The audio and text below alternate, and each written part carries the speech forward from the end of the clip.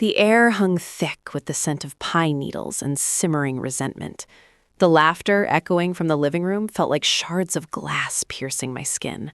I could see them through the window, raising their glasses, toasting to what? Their freedom from me? Their joy at my exclusion? The rain was coming down in sheets, mirroring the storm inside me, and in that moment, I knew I wasn't just hurt. I was irrevocably changed. If you've ever felt the sting of family betrayal, subscribe now to hear more stories of how people rose from the ashes. Thanksgiving had always been sacred in our family, a chaotic, sprawling affair with relatives flying in from every corner of the country, the aroma of Mom's famous apple pie filling the air, and the incessant chatter that somehow always managed to soothe my soul. This year, however, the apple pie tasted like ash. It started subtly, with whispered conversations and furtive glances. I, Aaliyah, chalked it up to pre-holiday stress, the usual family drama bubbling beneath the surface. But then came the bomb.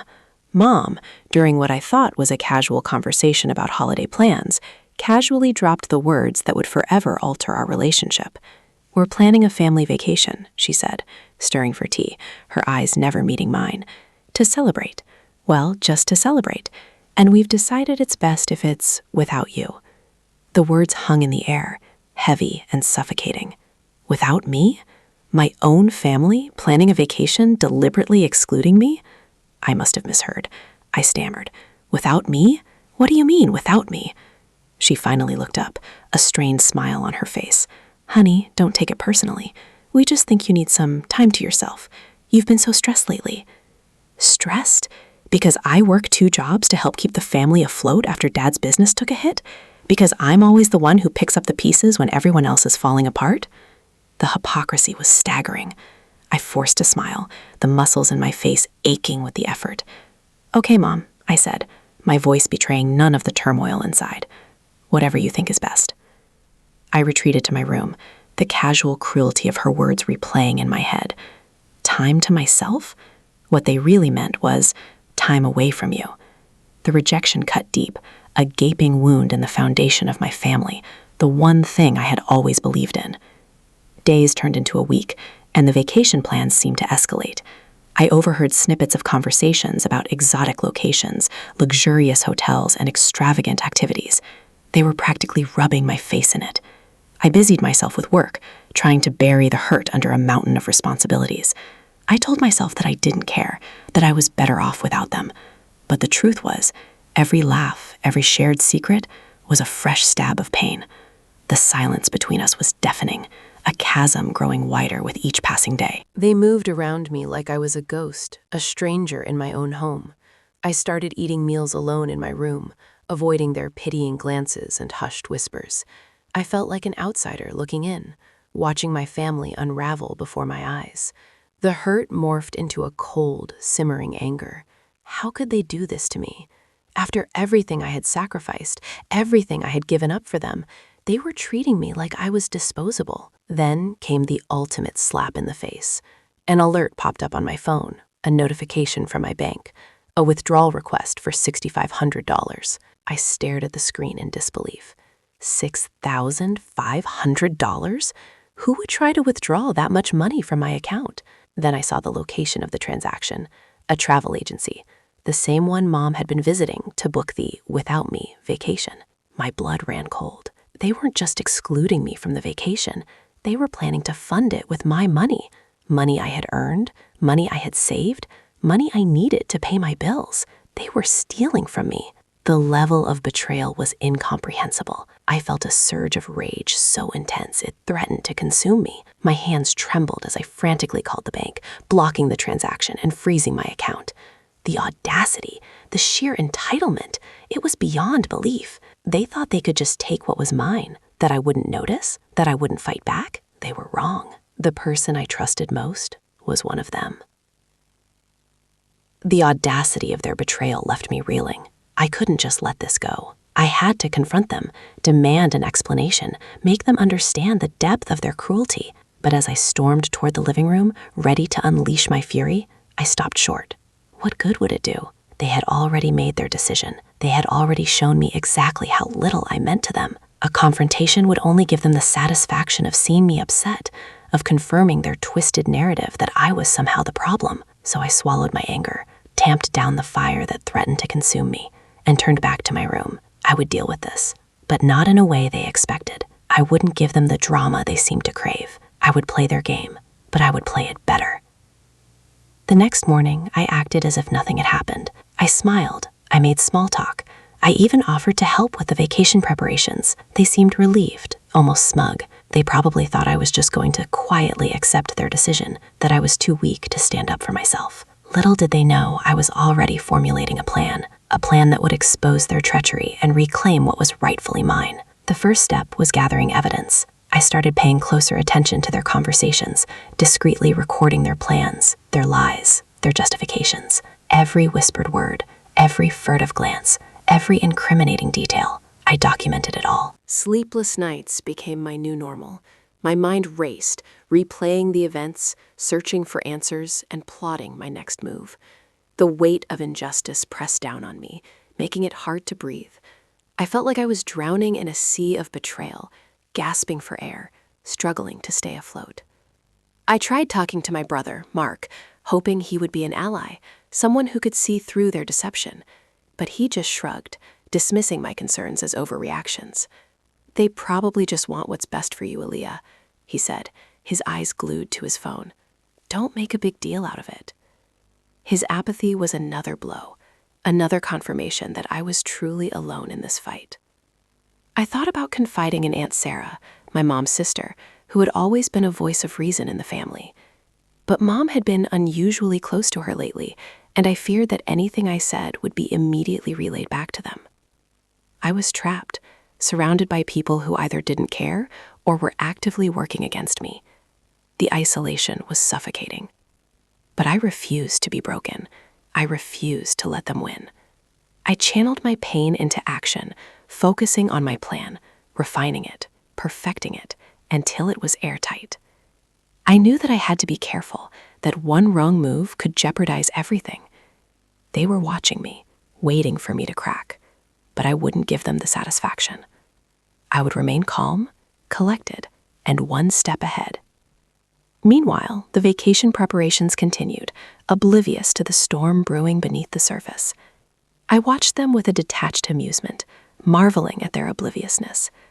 They were so caught up in their little world of luxury and indulgence that they didn't even notice the subtle changes in my behavior, the steely glint in my eyes. They were living in a fool's paradise, and I was about to shatter it. One afternoon, I accidentally stumbled upon their itinerary, conveniently left on the kitchen counter. I scanned it quickly, memorizing the dates, the locations, the activities. It was even more extravagant than I had imagined. 5-star hotels, private tours, Michelin star restaurants. They were planning to live like royalty, all on my dime. The hypocrisy was infuriating. They preached about family values and financial responsibility, yet they were willing to steal from their own daughter to fund their lavish vacation. I took a picture of the itinerary with my phone, adding it to my growing collection of evidence. The more I uncovered, the more determined I became to expose their lives and make them pay for their betrayal. I started documenting every interaction, every expense, every suspicious activity. I created a detailed spreadsheet, meticulously tracking their spending, their communications, their movements. I became a ghost, silently observing their every move, gathering the ammunition I would need to launch my counterattack. The tension in the house was palpable. The air crackled with unspoken words and hidden resentments. I could feel their eyes on me, watching me, judging me, but I refused to flinch. I maintained my facade of normalcy, even as I plotted their downfall. They were so confident in their victory that they had become complacent, careless. They thought I was defeated, broken, but they were wrong.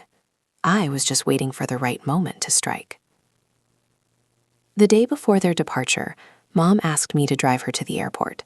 She said she had some last-minute errands to run and didn't want to take 2 cars. I agreed, seeing it as an opportunity to gather more intel. As we drove, she chattered nervously about the vacation, gushing about the beautiful beaches and the exciting adventures they had planned. I listened in silence, my heart pounding in my chest. This was it. The moment of truth was approaching. As we pulled up to the airport, she turned to me, a strange smile on her face. "Thank you, honey," she said. "I really appreciate you doing this." I forced a smile in return. "Of course, Mom," I said. "Anything for family." The words tasted like ashes in my mouth. I watched as she got out of the car and walked towards the terminal, her suitcase in tow. This was the exact day they tried to end me. I exposed the truth. As her car disappeared into the stream of traffic, a wave of nausea washed over me. I pulled over to the side of the road, my hands trembling on the steering wheel. The weight of their betrayal, the sheer audacity of their deceit, finally crashed down on me. I wanted to scream, to lash out, to shatter everything around me, but I couldn't. I was paralyzed by a mixture of anger, hurt, and disbelief. They were gone. They were actually gone, on a vacation funded by my stolen money, leaving me behind without a second thought. The reality of my situation was stark and brutal. I was alone, utterly and completely alone. My family, the people who were supposed to love and support me unconditionally, had abandoned me in my time of need. They had not only betrayed my trust, but had also stolen my financial security, leaving me vulnerable and exposed. I closed my eyes, trying to block out the pain, but it was no use. It was like a physical wound, throbbing with every beat of my heart. I felt a tear trickle down my cheek, followed by another and another, until I was sobbing uncontrollably, my body shaking with grief and rage. The rain started to fall again, as if the heavens were weeping with me. I sat there for what seemed like an eternity, lost in my own despair, the world around me fading into a blur of gray. Then something shifted. A flicker of defiance ignited in the darkness. As the initial shock began to subside, a cold, hard resolve started to take its place. I couldn't stay like this. I couldn't let them win. I couldn't allow their cruelty to define me. I was not a victim. I was a survivor. And I would not rest until I had exposed their treachery and reclaimed what was rightfully mine. I wiped away my tears, took a deep breath, and started the car. I didn't know exactly how I was going to do it, but I knew that I had to act fast. They were already on their way to paradise, enjoying the fruits of their deception. The longer I waited, the harder it would be to catch them. As I drove home, my mind raced, analyzing the situation, weighing my options, and formulating a plan. I needed to gather more evidence, to solidify my case, to make sure that there was no way they could deny their guilt. I needed to find their weakness, the chink in their armor, the vulnerability that I could exploit. And I needed to do it quickly, before they had a chance to cover their tracks. The anger that had been consuming me began to transform into a laser-like focus. I was no longer driven by emotion, but by a cold, calculating determination. I would use their greed, their selfishness, their arrogance against them. I would turn their own weapons back on them. When I got home, I went straight to my computer and started researching my options. I spent hours poring over legal documents, financial records, and social media posts, searching for any information that could help me build my case. I contacted a lawyer, explaining my situation and asking for advice.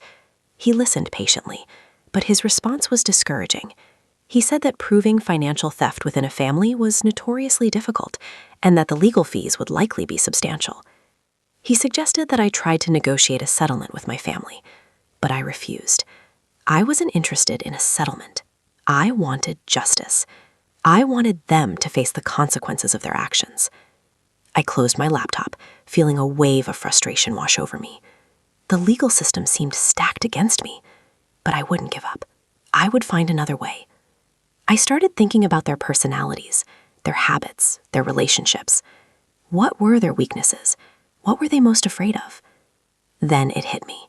Their reputation. They were obsessed with appearances, with maintaining a perfect image in the eyes of their friends and colleagues. They couldn't bear the thought of being exposed as liars and thieves. That was their weakness. That was the key to their downfall. I smiled. a cold, hard smile that didn't reach my eyes. I knew exactly what I had to do. I would expose them. I would reveal their true nature to the world. I would make them pay for their betrayal. Their biggest weakness? They thought they were untouchable. I smiled. I played their game, but I was recording everything. The first thing I needed was undeniable proof, something that couldn't be dismissed as a misunderstanding or a simple mistake.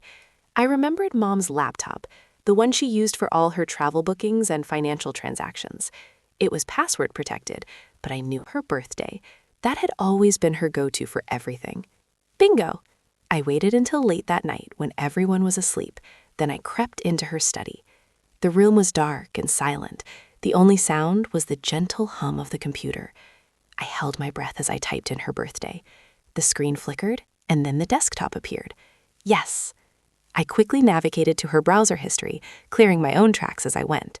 There it was, a detailed record of all her travel arrangements, including the withdrawal from my account.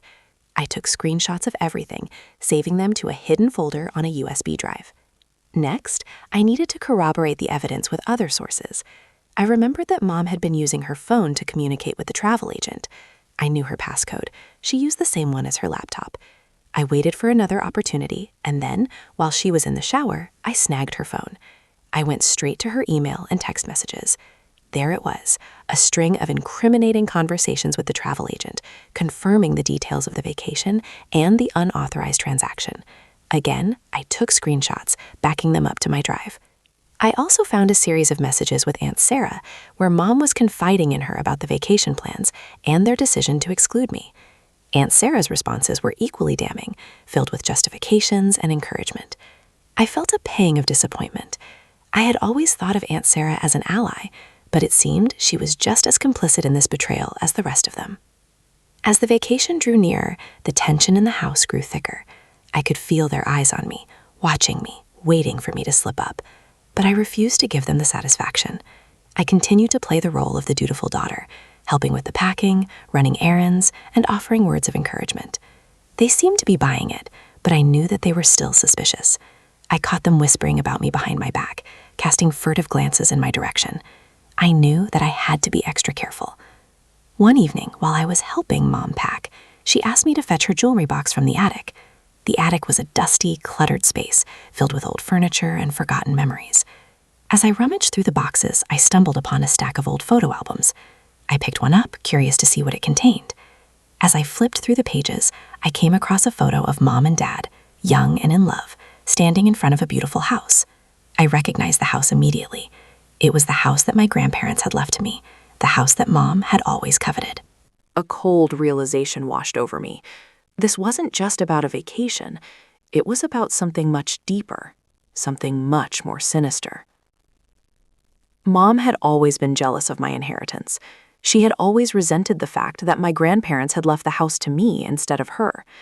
This vacation was just the latest manifestation of her resentment, her attempt to punish me for something that wasn't even my fault. I closed the photo album, my hands trembling with anger. I knew that I had to do something drastic. I couldn't just sit back and let them get away with this. I had to fight back, to protect what was rightfully mine. I decided to consult with a forensic accountant, someone who could help me trace the money and build a solid case against them. I found a reputable firm online and scheduled a consultation. The accountant, a sharp, no-nonsense woman named Miss Evans, listened carefully to my story and examined the evidence I had gathered. She confirmed that the transaction was indeed unauthorized and that I had a strong case for financial malfeasance. She offered to conduct a full forensic audit of my account, tracing the money and identifying any other suspicious activity. I agreed, knowing that this was the best way to ensure that I had all the evidence I needed. Miss Evans worked tirelessly, poring over bank statements, credit card bills, and other financial records. She uncovered a series of other questionable transactions, small amounts of money that had been siphoned off my account over time. It was clear that this wasn't an isolated incident. It was part of a larger pattern of deceit. The more I learned, the more determined I became to expose them. I wanted them to face the consequences of their actions, to understand the depth of their betrayal. I knew that it wouldn't be easy, that they would fight back, but I was prepared to do whatever it took to protect myself and my future. The final piece of my plan was to find the perfect platform to reveal the truth. I considered going to the authorities, but I knew that the legal process would be long and drawn out. I wanted to expose them quickly, publicly, in a way that would leave no room for doubt. That's when I decided to create a website where I could post all the evidence I had gathered, including the screenshots, the financial records, and the forensic audit report. A website where I could tell my story, in my own words, and let the world judge them for their actions. I spent days designing the website, carefully crafting the content, and making sure that everything was accurate and verifiable. I wanted it to be professional, credible, and impossible to ignore. The domain name? The Truth About the Johnsons. It was time for the world to see what they were really like. The day of their grand departure arrived like a storm cloud on the horizon. I acted the part of the wounded daughter, offering a weak smile as they loaded their bags into a taxi, their faces beaming with anticipation. I even managed a watery, "have a great time," as the taxi pulled away, already picturing the luxurious resorts and pristine beaches that my money was about to fund. Inside, I was a coiled spring, every nerve ending screaming for release, but I kept it all bottled up, knowing that the slightest misstep could ruin everything. The website was ready, the evidence meticulously organized, the forensic audit report irrefutable. All that remained was to choose the perfect moment to detonate the bomb. I considered several options: waiting until they were halfway through their vacation to maximize their humiliation, alerting the authorities while they were still at the airport to ensure they couldn't escape, or even contacting the resort directly to expose their fraud and have them thrown out on the street. But none of those options felt quite right. They lacked the personal touch, the element of surprise that I craved. I wanted to watch their faces as their world crumbled around them. I wanted them to feel the same sense of betrayal and despair that I had felt. And then it hit me. Their welcome home party. They had been planning a lavish welcome home party for weeks, inviting all their friends, neighbors, and colleagues to celebrate their amazing vacation. It was the perfect setting, a stage for their carefully constructed image of success and happiness. I knew that they would spare no expense, hiring a caterer, a DJ, and even a professional photographer to capture every moment of their triumph. It was the perfect opportunity to shatter that image into a million pieces. I spent the next few days preparing for the party, working alongside them as if nothing was amiss. I helped Mom choose the decorations, I helped Dad coordinate the catering, and I even offered to create a slideshow of their vacation photos to play during the event. They seemed genuinely touched by my efforts, mistaking my attentiveness for reconciliation. They had no idea that I was lulling them into a false sense of security, leading them like lambs to the slaughter. The day of the party arrived, bright and sunny, as if the universe itself was conspiring to create the perfect illusion of happiness. I spent the morning helping them set up, arranging the tables, hanging the decorations, and greeting the guests as they arrived. I made sure to act the part of the gracious hostess, smiling and chatting with everyone, all the while knowing that their smiles would soon turn to gasps of shock and disbelief. As the party got into full swing, I felt a surge of adrenaline coursing through my veins. The music was loud, the laughter was contagious, and the champagne was flowing freely. Mom and Dad were in their element, basking in the attention of their friends and colleagues, their faces flushed with pride. I watched them from across the room, my heart pounding in my chest, waiting for the right moment to strike. I had set a timer on my phone, counting down the seconds until the website went live. I had also sent an anonymous email to all the guests, informing them of the website and urging them to check it out.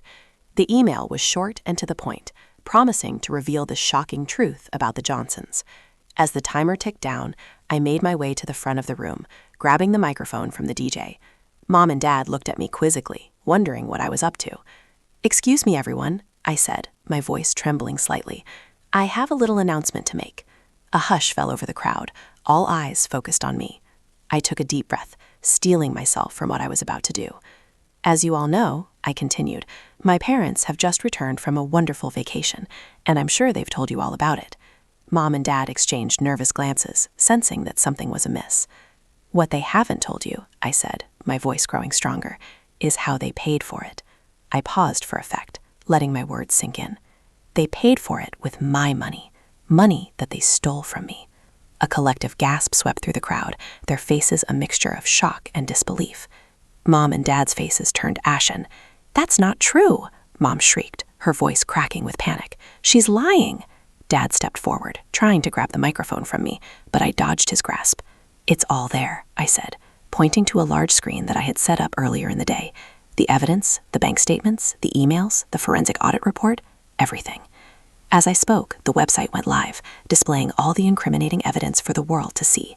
The guests surged forward, crowding around the screen, their eyes wide with disbelief.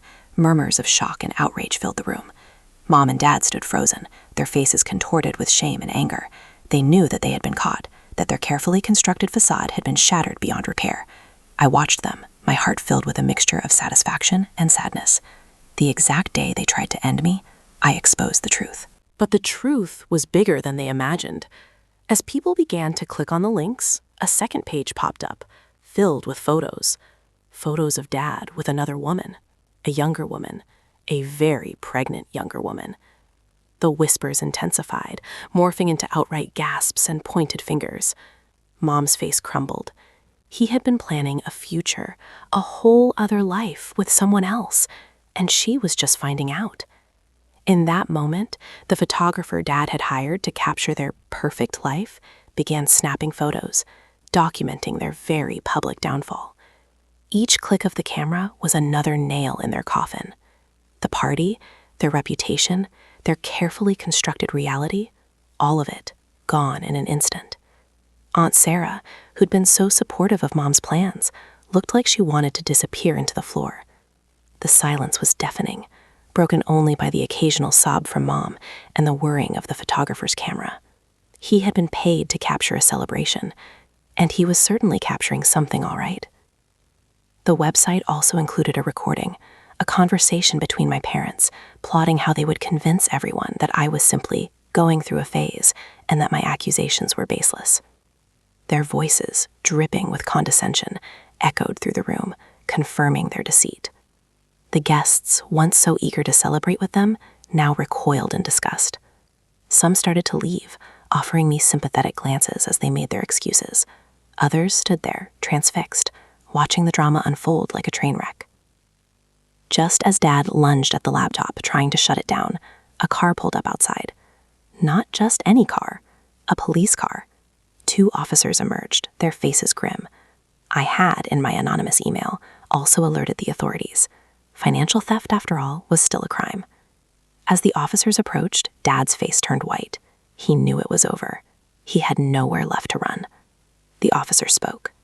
"Mr. and Mrs. Johnson, we need you to come with us." The officers placed my parents in separate vehicles. Mom was sobbing uncontrollably, her mascara running down her face, a stark contrast to the perfectly made-up facade she had presented just hours before. Dad, on the other hand, was silent, his eyes filled with a mixture of rage and defeat. As they were driven away, the remaining guests stood in stunned silence, unsure of what to do. Some awkwardly shuffled away, avoiding eye contact. Others approached me, offering hesitant words of support. Aunt Sarah, her face pale and drawn, tried to apologize, but I simply turned away, unable to forgive her complicity. The caterers began packing up, the DJ stopped the music, and the photographer continued to snap photos, documenting the aftermath of the catastrophe. The once festive atmosphere had been replaced by an eerie silence, broken only by the occasional sob from Mom and the distant sound of sirens. I watched as their carefully constructed world crumbled around them, their reputations ruined, their freedom jeopardized. The following weeks were a blur of legal proceedings, media frenzy, and family drama. The story of the Johnsons became a local sensation, splashed across the headlines of every newspaper and broadcast on every news channel. Everyone wanted to know the details of the scandal, the motives behind the betrayal, and the impact on the family. My parents were vilified in the press, portrayed as greedy, deceitful, and morally bankrupt. Their friends and colleagues distanced themselves, their social circle evaporated, and their careers were left in tatters. The other woman, the one carrying Dad's child, filed a lawsuit demanding financial support and recognition. Mom, humiliated and heartbroken, filed for divorce. Their lives, once so meticulously planned and carefully curated, were now in complete disarray. The forensic audit revealed the full extent of their financial misdeeds, uncovering a web of fraudulent transactions and hidden assets. They had been siphoning money from my account for years, using it to fund their lavish lifestyle and secret schemes. The authorities pressed charges, accusing them of financial theft, fraud, and conspiracy. They faced the possibility of years in prison, their futures hanging in the balance. I pressed charges, not for financial restitution, but for the emotional damage they inflicted. I, on the other hand, became an unlikely hero, a symbol of resilience and justice. People applauded my courage in standing up to my parents, in exposing their lies, and in protecting what was rightfully mine. I received countless messages of support, encouragement, and admiration from strangers all over the world. The website, thetruthaboutthejohnsons.com, became a viral sensation, attracting millions of visitors and generating countless comments and shares. I was interviewed on television, quoted in newspapers, and invited to speak at conferences. I used my newfound platform to raise awareness about financial abuse, to empower others to stand up for themselves, and to advocate for stronger protections for victims of fraud. It was ironic, really. They had tried to silence me, to control me, to erase me from their lives. But in the end, they had only made me stronger, more determined, and more influential. Their betrayal had inadvertently given me a voice, a platform, and a purpose. The legal battles dragged on for months, but eventually, justice prevailed. My parents were found guilty on all charges, sentenced to prison, and ordered to pay restitution. The divorce was finalized. Mom lost a significant portion of her assets, and Dad was forced to acknowledge his illegitimate child. Their lives were irrevocably ruined, their reputations tarnished beyond repair. They lost everything: their money, their status, their friends, their family, and their freedom. I, on the other hand, regained control of my life, my finances, and my future. I sold the house that my grandparents had left me, using the proceeds to start a new business, to travel the world, and to pursue my dreams. I surrounded myself with supportive friends, loving mentors, and positive influences. I learned to trust my instincts, to value my worth, and to never again allow anyone to take advantage of me. They lost everything. I just smiled. Revenge isn't sweet. It's necessary. Would you have done the same? Let me know in the comments. Subscribe for more justice.